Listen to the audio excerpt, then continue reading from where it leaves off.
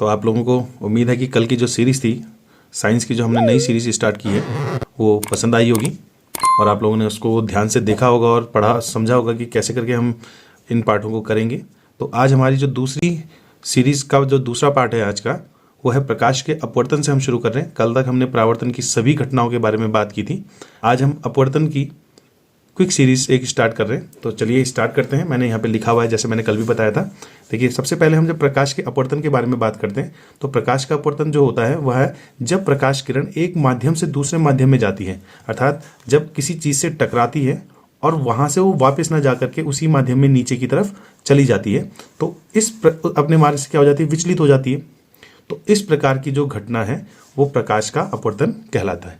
जैसे हम ये चीज़ देखते हैं कि जब हम गॉगल्स पहनते हैं, चश्मे पहनते हैं, तो उस समय प्रकाश, जो सूर्य का प्रकाश है, वो हमारी आंखों में सीधा ना पड़ करके कुछ उसमें क्या हो जाता है, रिफ्लेक्शन हो जाता है और अपने मार्ग से वो विचलित हो जाता है। तो इस प्रकार की घटना कहलाती है प्रकाश का अपवर्तन।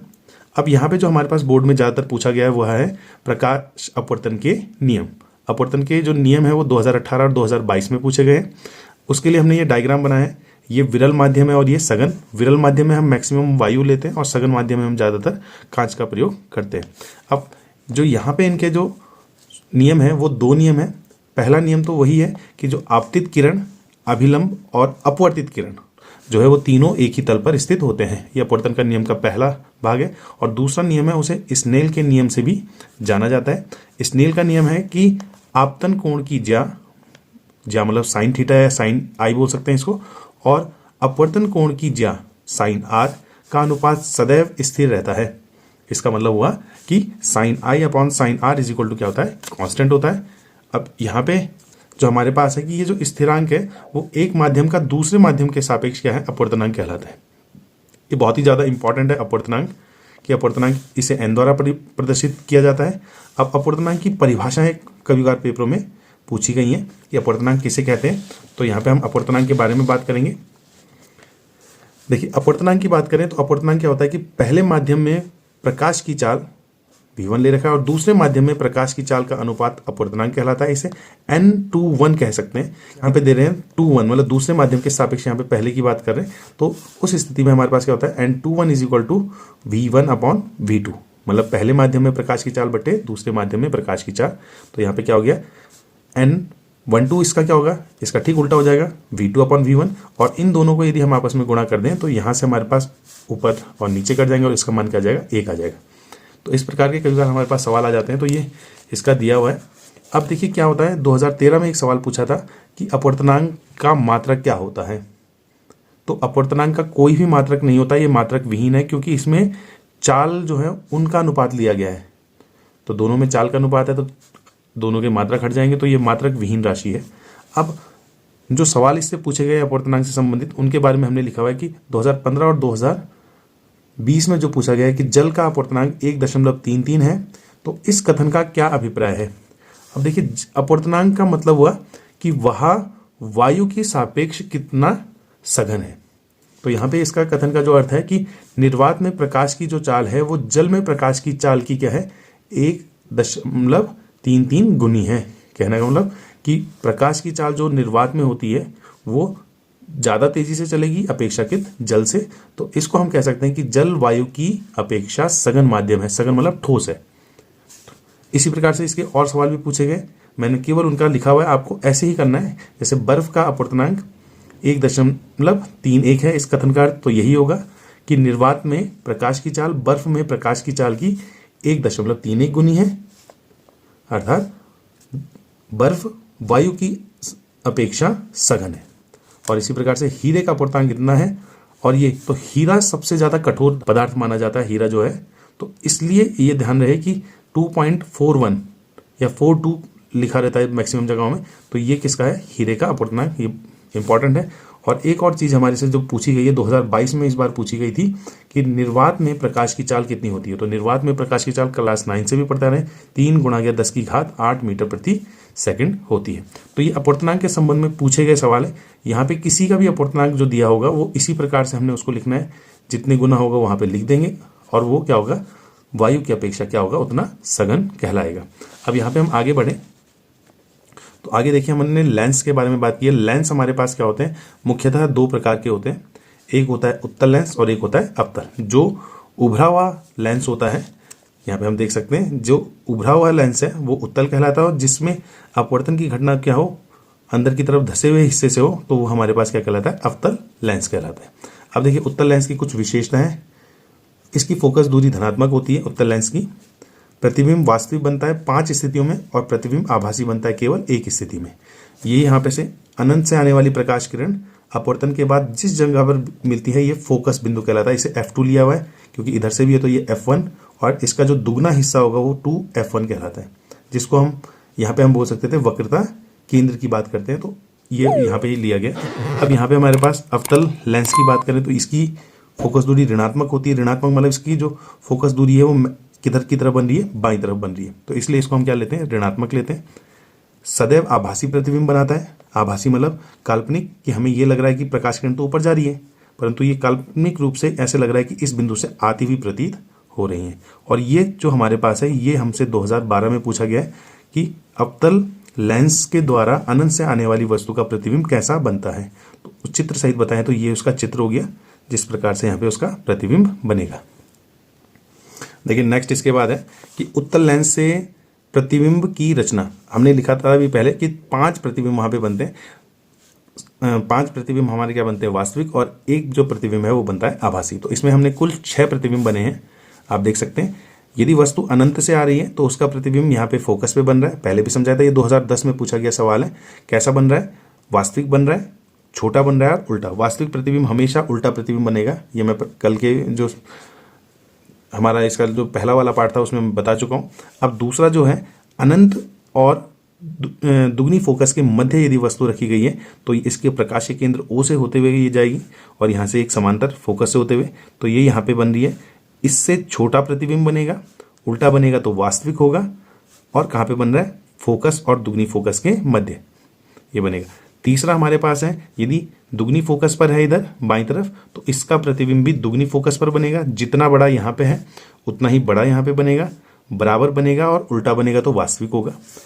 अगला है, दुगनी फोकस और फोकस के बीच में वस्तु रखी गई है, तो उस स्थिति में उसका प्रतिबिंब देखिए, यहाँ से आने वाली जो प्रकाश किरण है वो क्या होगी, फोकस से होते हुए आगे बढ़ेगी, और ये देखिए ये छोटा है और ये बड़ा है, तो इसका प्रतिबिंब क्या बन रहा है, बड़ा बन रहा है।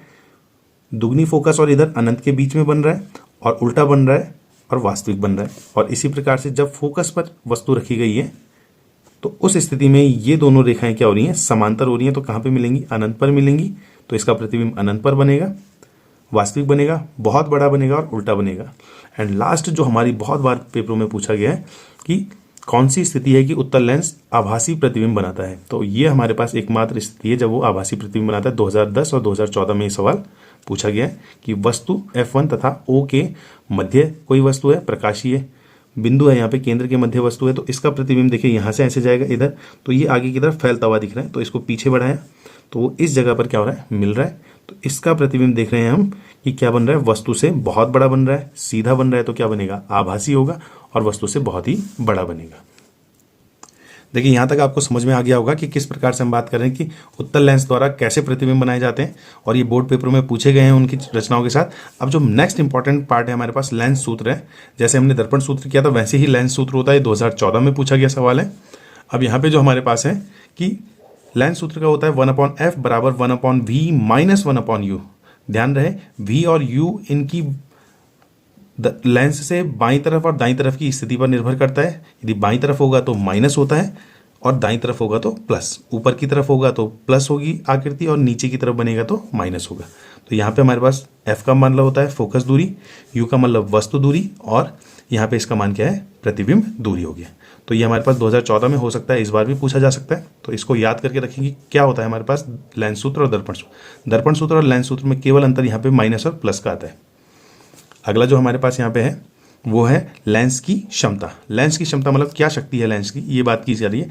तो लेंस द्वारा प्रकाश किरणों को अपसारित या अभिसारित करने की सामर्थ्य लेंस की क्षमता कहलाती है। अपसारित और अभिसारित का मतलब हुआ कि या तो फैलाने की बात की जा रही है, या तो वो कितनी तेजी से फैला रहा है या कितनी तेजी से उनको अंदर की तरफ सिकुड़ रहा है। तो उस प्रकार की क्षमता क्या कहलाती है? लेंस की क्षमता कहलाती है। यह लेंस की फोकस दूरी का क्या होता है? व्युत्क्रम होता है। अर्थात लेंस की क्षमता क्या होती है? फोकस दूरी की ठीक उल्टी होती है। तो ये 2008 में और 2020 में पूछा गया कि लेंस की क्षमता और फोकस दूरी में संबंध बताइए।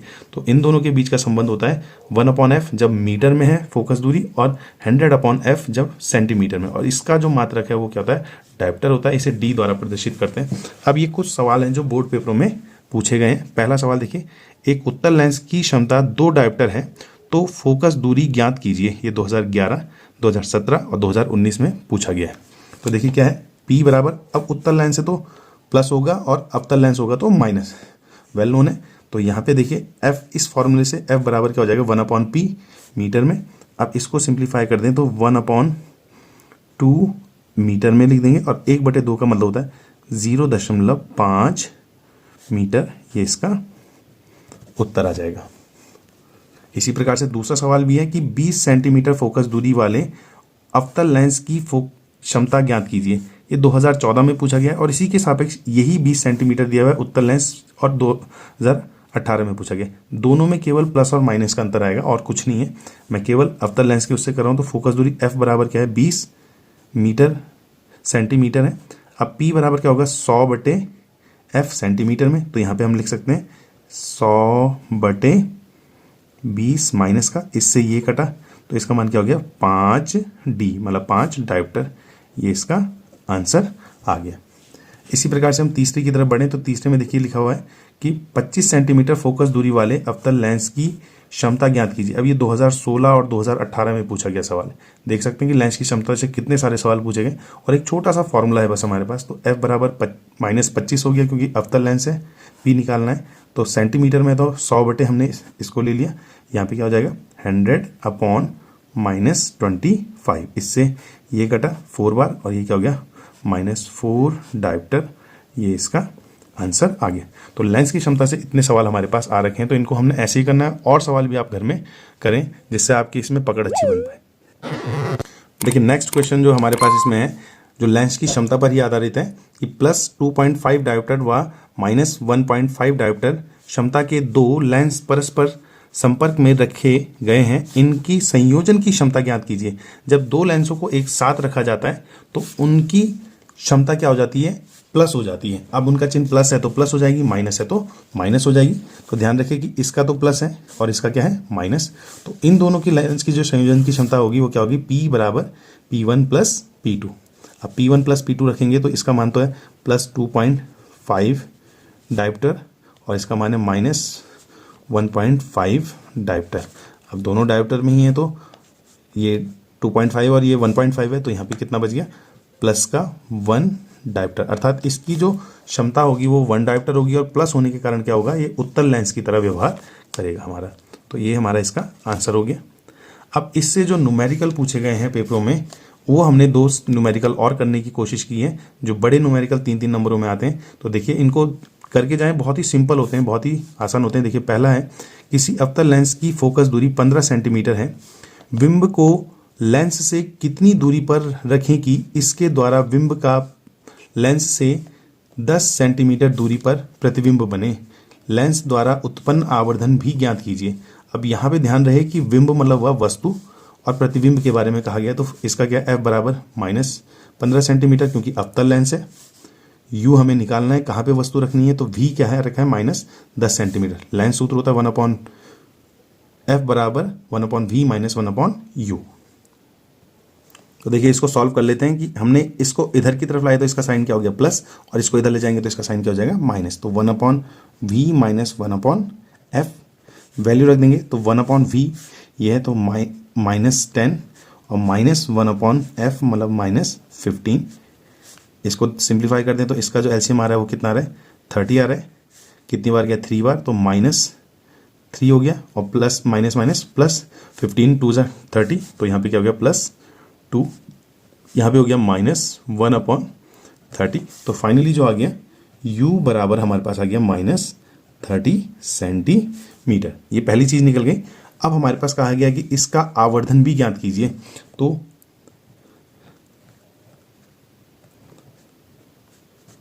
आवर्धन की बात की गई है, तो आवर्धन का जो सूत्र होता है m इज इक्वल टू होता है v अपॉन u। अब v का मान देखिए हमारे पास क्या है, -10 है, और इसका मान क्या है, -30 है। तो इससे ये कटा तो कितना हो गया, 1/3 हो जाएगा, वो भी किसका, प्लस का। तो अब यहाँ पे हम लिख सकते हैं कि जो प्रतिबिंब है माइनस इधर की तरफ बन रहा है और बिंब क्या आ रहा है हमारे पास, प्लस में आ रहा है, तो इसका मतलब क्या होगा, आभासी होगा। प्रतिबिंब आभासी वस्तु से छोटा होगा, और ये हमारा इसका क्या हो जाएगा, आंसर हो जाएगा। और देखिए नेक्स्ट क्वेश्चन जो हमारे पास है इसमें वो है यहाँ पे 5 सेंटीमीटर लंबी एक वस्तु 20 सेंटीमीटर फोकस दूरी वाले उत्तल लेंस की मुख्य अक्ष के लंबवत रखी गई है। मुख्य अक्ष के लंबवत मतलब वस्तु ऊपर की तरफ रखी गई है। लेंस की वस्तु से दूरी 30 सेंटीमीटर है। इसके द्वारा बनने वाले प्रतिबिंब की स्थिति, प्रकृति और आकार ज्ञात कीजिए। 2016 में पूछा गया है, और ऊपर वाला जो सवाल था वो बहुत 3 बार हमसे पूछा गया था। तो देखिए यहाँ पे क्या है, h बराबर दे रखा है, वस्तु की ऊंचाई 5 सेंटीमीटर ऊपर की तरफ है तो प्लस होगी, उत्तल लेंस है, फोकस दूरी 20 सेंटीमीटर प्लस की हो जाएगी, u हमेशा वस्तु कहाँ होती है, बाईं तरफ, तो ये क्या हो जाएगा, -30 सेंटीमीटर। हमें यहाँ पे v ज्ञात करना है। तो देखिए ये हमारे पास क्या हो गया, 1/f बराबर 1/v माइनस 1/u। 1/v ज्ञात करना है तो इधर आकर के क्या होगा, प्लस, तो 1/f प्लस 1/u। अब देखिए इसका मान तो है 20, ये प्लस है, और इसका मान है -30। 30 और 20 का जो एलसीएम होता है हमारे पास 60। यहाँ पे क्या आ जाएगा, ये हमारे पास आ जाएगा 3, और यहाँ पे हमारे पास माइनस प्लस माइनस माइनस, और ये क्या हो जाएगा 2। तो 3 में से 2 गया, ये हो गया 1/60 आ गया। और इसी प्रकार से फाइनली v बराबर क्या आ जाएगा, 60 सेंटीमीटर आ जाएगा। देखिए पहला हमारा जो आंसर आ गया कि प्रतिबिंब की स्थिति, तो प्रतिबिंब जो है हमारे पास, प्रतिबिंब जो है की स्थिति जो होगी वो हमारे पास जो आ रहा है v बराबर 60 सेंटीमीटर आ जा रहा है, प्लस आ रहा है, तो इसका मतलब दाईं तरफ बन रहा होगा।